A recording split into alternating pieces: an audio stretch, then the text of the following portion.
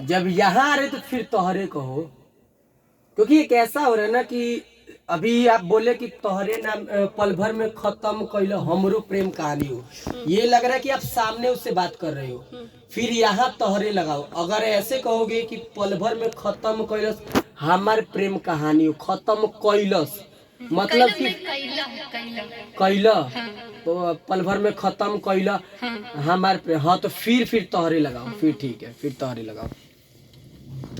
क्योंकि फिर ऐसे है ना कि आप सामने बोल रहे हो, आप कैलस तो फिर किसी को बता रहे हो कि कैलस, फिर तोहरे कैसे हो सकता है, ये बात है।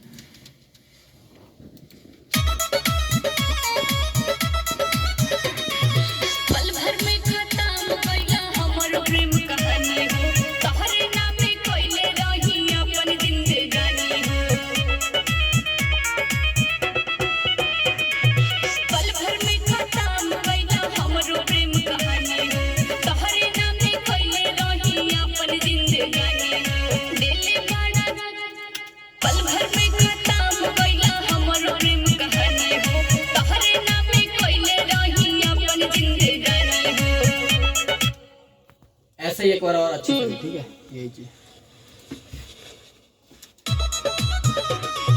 पल भर में खत्म कैला हमरो प्रेम कहानी हो, तहरे नामे कैले रही अपन जिंदगानी हो। पल भर में खत्म कैला हमरो प्रेम कहानी हो, तहरे नामे कैले रही अपन जिंदगानी हो। दिल बड़ा जख्म जम को ना भराई, एक बार और आओ। पल भर में खत्म कैला हमर प्रेम कहानी हो, तहरे नामे कैले रही अपन जिंदगानी हो। पल भर में खत्म कैला हमर प्रेम कहानी हो, तहरे नामे कैले रही अपन जिंदगानी हो। दिल बड़ा जख्म जम को, अब देले बड़ा जख्म होला है, देले बड़ा जख्म, ठीक है। अपन जिंदगानी